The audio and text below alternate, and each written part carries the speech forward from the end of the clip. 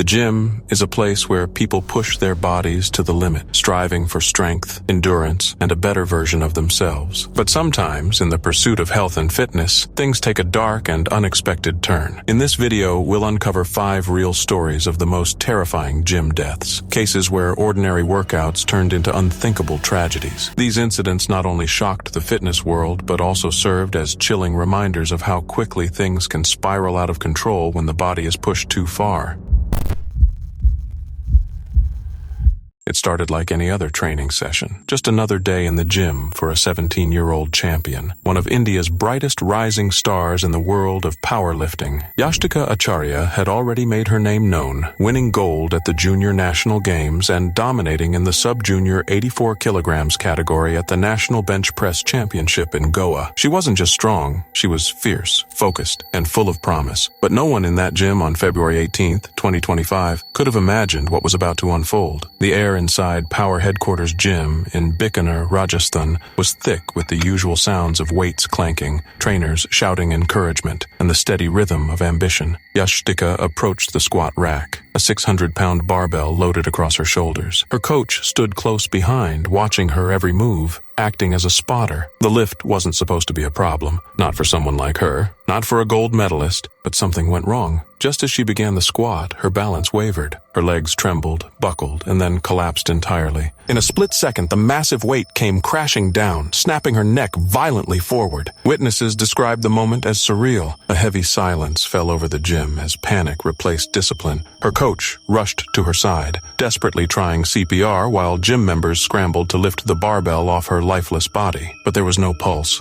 no movement, no sign of life. Emergency responders rushed her to the hospital, but it was too late. Yashika Acharia, just 17, was declared dead shortly after arrival. Her spine had been crushed under the weight of her own ambition. The barbell had struck with such force that it left no chance of survival. Experts later pointed out that the weight was dangerously close to the limits of safety, especially for a young athlete still growing into her physical potential. Critics began questioning the gym's safety protocols, the trainer's preparedness, and the wisdom of allowing such a heavy lift in the first place. Her family, shattered, did not file a complaint. The body was released to them following a post-mortem. Her trainer, who suffered minor injuries trying to intervene, could only relive the horror over and over again. The video of the moment, brutal and haunting, made its rounds online, drawing widespread shock, grief, and outrage. This wasn't just a freak accident. It was a devastating reminder of how unforgiving this sport can be. One moment of imbalance, one slip, and the human body, no matter how strong, can break under the very weight it tries to conquer. Yashika had trained to defy limits, but that day her strength wasn't enough to save her. And now the world remembers her not just as a champion, but as a tragic symbol of a dream cut short, in a place where no one expected death to come calling. It was supposed to be another day of strength, sweat, and self-discipline, a routine session inside one of Bali's most popular fitness hubs, the Paradise Bali Gym. But on July 15, 2023, that routine turned into a nightmare. Vicki, a beloved 33-year-old fitness influencer known for his powerful physique and gentle soul, stepped under a barbell loaded with a staggering 210 kilograms. Cameras were rolling, music pulsed through the speakers. No one in the room suspected that within seconds, tragedy would unfold before their eyes. Justin had done this before. He knew the weight, he knew the motion, but as he dipped into the squat position, something was off. His posture trembled. His legs strained under the massive burden. He tried to push himself back up to find his footing, but he couldn't. His body gave out, and then came the moment no one could stop. The barbell fell. It crashed down on the back of his neck as he collapsed into a seated position. His spotter, caught off guard and unbalanced, fell with him, unable to slow the weight's descent. The sound of the impact was sickening. Gasps filled the gym. Panic shattered the calm. In that one instant, a powerful man, admired by thousands, was rendered motionless under the very weight he tried to master. Emergency responders rushed him to the hospital. He still had a pulse. There was still hope. Doctors performed emergency surgery, battling against the odds to repair the crushed vertebrae and severe compression of nerves that connected to his heart and lungs. But it was too much. The damage had already stolen too much from his body. Vicki, at only 33, died shortly after the operation. The weight had broken not just his neck, it had silenced a life built on inspiration, motivation, and the pursuit of excellence. News of his death spread like wildfire. The viral video, raw, brutal, and heartbreaking, left thousands in shock. Across social media, fans and friends poured out tributes. People didn't just see him as a trainer, they saw him as a guide, a motivator, a man who made the gym feel safe and empowering. His close friend, Yashika Acharia, recalled how Justin always warned others not to push beyond their limits. He was the careful one, the wise one, the one who always put others' safety first. And that's what made it hurt more. He had over 30,000 followers, each one drawn to his energy and presence. The gym where he worked honored him not just as a coach, but as a light in their lives. Every session with Justin felt like more than just exercise, they wrote. He created a nurturing environment where we felt safe to challenge ourselves, both physically and mentally. But even the strongest bodies can falter. Even the most experienced lifters are vulnerable. And in a world that celebrates pushing limits, this tragedy was a brutal reminder of how quickly everything can fall apart. 1 second, Justin was a towering figure of strength. The next, he was gone, leaving behind echoes of a man who had lifted more than just weight. He lifted people's spirits. Now his legacy lives on, not in records or personal bests, but in the way he made others feel, in the caution he taught, in the inspiration he left behind, and in the collective heartbreak of a community that never expected to lose its hero like this. He was young, brilliant, and driven by a future most people only dream of. At 21 years old, Farage was already carving his path toward becoming a neurosurgeon, a medical student with a fierce intellect, unmatched compassion, and the kind of grit that pushed him beyond the ordinary. On October 16, 2024, inside the familiar walls of the University of East Anglia's Sports Park gym, he walked in for just another workout, but he would never walk out again. Mohammed had always taken his fitness seriously. He ran 10 kilometers regularly. He was training for an Ironman. That evening, he stepped up to the Smith machine, a common piece of gym equipment ready to perform a simple calf raise exercise. It should have been routine, something he'd done countless times before. But what followed was a chain of small, overlooked mistakes that led to one unthinkable moment. He placed a 25 kilograms plate on each side of the 15 kilograms bar, totaling 65 kilograms. Then, using a plastic aerobic stepper, a 10-inch high platform meant for dance-based cardio, not heavy lifting, he climbed into position. The safety brakes on the machine were still set to the lowest point, left there by the last user who had been doing hip thrusts. Mohammed didn't adjust them. No one warned him. And the bar sat above him, ready to fall. As he began the movement, slowly lowering his heels to engage his calves, the stepper beneath him tilted. It wasn't built for this kind of strain. It rocked forward. He lost his balance, and in a flash the bar slipped, slamming down on the back of his neck. There was a loud bang.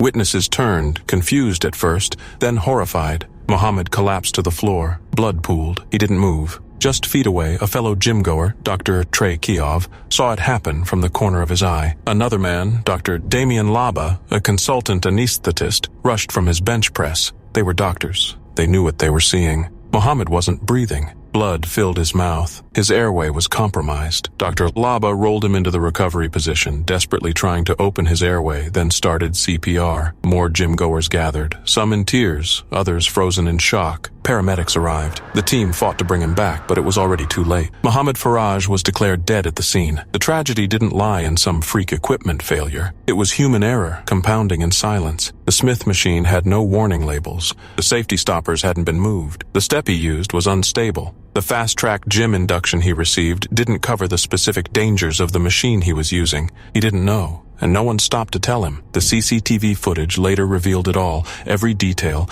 every second that led to the fatal impact. It wasn't a violent scene, but a slow, tragic slip into disaster. One moment of imbalance, one unguarded second, and a promising life so full of potential was gone. His father, Hashim Farage, watched the inquest unfold through a video link. He listened in silence as witnesses described how his son, his light and greatest hope, died beneath a weight that should never have fallen. He had spoken to Mohammed just hours before. He said his son was cheerful, energetic, absolutely fine, and then he was gone. Mohammed had been training for greatness, in his mind, in his body, and in his future. He had learned 8 languages. He was nicknamed Millionaire in school for reading 1,000,000 words. His professors saw in him a future filled with life-saving skill and leadership. He dreamed of helping people. Instead, he died trying to better himself in a gym that didn't do enough to protect him. No criminal charges were filed. The health and safety executive called it a tragic accident. But for those who knew him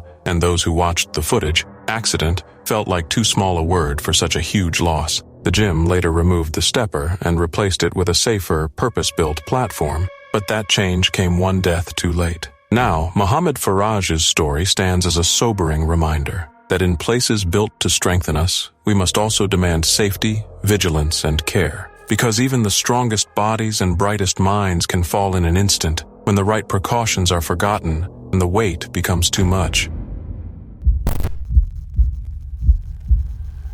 It was a regular afternoon in West Kalimantan, Indonesia, June 18, 2024. The third floor of the local gym buzzed with energy. Among them was 22-year-old FN. She arrived with her boyfriend and younger sibling, like she had done many times before. Fitness wasn't a phase for her. It was something deeper, a part of who she was. Her boyfriend gently nudged her to stick to the second floor that day, just a quiet suggestion. But FN felt like going higher, where the treadmills faced the windows, a harmless choice, a forgettable detail, until it wasn't. She hopped on a treadmill tucked at the far end of the room, her usual rhythm setting in almost immediately. The belt spun beneath her feet. Her breathing found its cadence. The minutes ticked by, 5, 10, 30. Surveillance footage later showed her running steady, calm, focused. But what the footage also captured, what no one really noticed at the time, was the window. It sat just behind her, too close, just 60 centimeters away. A flimsy 30-centimeter wall barely separated machine from the sky. There was no guardrail, no glass barrier, only air and height. As FN began to slow down, shifting from a jog to a walk, something changed. Maybe her foot clipped the belt. Maybe her balance shifted for a second too long. The treadmill didn't stop. The belt kept spinning and FN stumbled. Her body jerked backward. She reached, panicked, flailing for the window ledge. Her fingers brushed the frame but didn't hold. Gravity didn't wait. She fell, out the window, 3 stories down. The gym froze. Her boyfriend and sibling ran to the edge in disbelief. FN was still breathing when they found her, but barely. Blood, silence, shock. An ambulance arrived within minutes, but even the fastest help couldn't undo the damage. Her injuries, especially to the head, were catastrophic. Doctors tried everything, but her body couldn't fight anymore. FN died in the hospital that night. Grief gripped the city, but so did anger. How could something like this even happen? Why was a treadmill positioned so recklessly close to an open window? Where was the safety railing? Where was the trainer? Why was that window even open? The deeper investigators dug, the worse it became. The window had a sticker warning people not to open it during operating hours. It was old, faded, nearly illegible. The window had been left ajar anyway,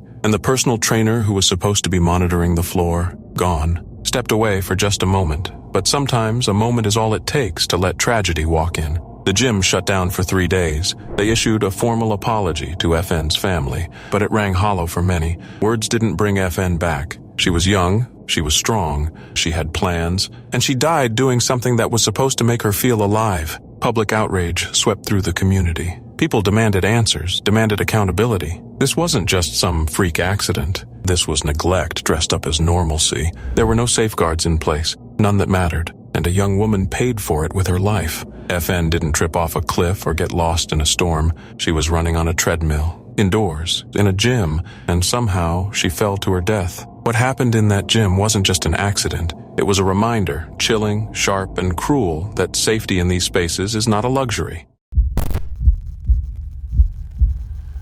It was December 2016 in Ankeny, Iowa. Outside, the air was sharp with winter, but inside the Elite Edge Transformation Center, the cold didn't matter. Inside, it was all sweat and willpower, music pounding, bodies in motion, people grinding out reps like their lives depended on it. Among them was Kyle Thompson, a 22-year-old Iowa State senior with eyes locked on the future. For Kyle, this wasn't just fitness, it was preparation. He was gearing up to become a K-9 handler with the Des Moines Police Department. Every drop of sweat meant something. Every workout was a step closer to his dream. He wasn't the kind to slack. He didn't cut corners. Kyle was serious, disciplined, focused, the type of guy who made you want to show up harder just by being there. He had just completed a 20-pound weight loss challenge at the gym, and he was in peak condition. That day, it was business as usual. Another workout, another lift. He loaded the bar with 315 pounds for a bench press. Heavy, sure, but nothing new to him. He'd handled that weight before. Confident, controlled. And he had a spotter right there, just in case. But that's the thing with tragedy. It doesn't ask if you're ready. It doesn't care about experience. It sneaks up in silence and hits like thunder. Somewhere in the middle of the lift, something slipped. Maybe a grip, maybe a shift in position, maybe just an untraceable split-second miscalculation. In an instant, the bar fell, 315 pounds, downward, fast. There was no warning, no time. It crashed straight onto Kyle's neck. Everything changed in that moment. The gym fell into chaos. Someone shouted, someone called 911. Trainers ran. The spotter tried, but it was too late. Fire Chief James Clack later called the injury catastrophic. No hesitation, no sugarcoating. Kyle was rushed to the hospital, but hope was already slipping through everyone's fingers. He didn't make it. The news spread like fire in dry grass. Across the campus, across town, through the gym where Kyle's absence was sudden and impossible to ignore. People couldn't process it. Kyle? That couldn't be real. He was the one who had it all mapped out.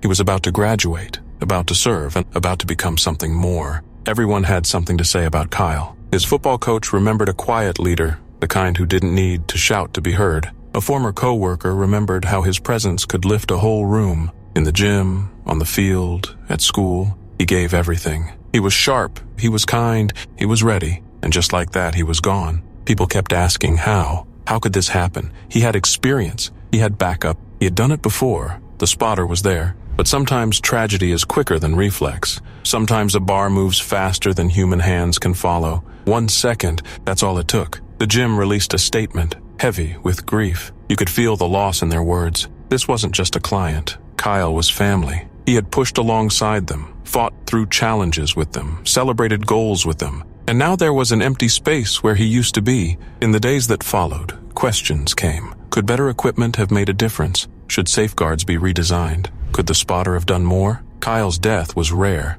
shockingly rare, but it exposed the brutal truth behind heavy lifting. When things go wrong, they go wrong fast. And yet, none of this changes the fact that Kyle was doing what he loved. He wasn't reckless. He was driven. He was chasing something real, a future built on discipline and heart. He didn't die because of weakness. He died in pursuit of strength, of purpose. One lift, one mistake, and the world lost someone who was just getting started. There are no easy lessons in a story like this, only the quiet echo of what might have been. A young man who had the world in front of him, a plan, a purpose, and a barbell that didn't care. Sometimes life is cruel like that.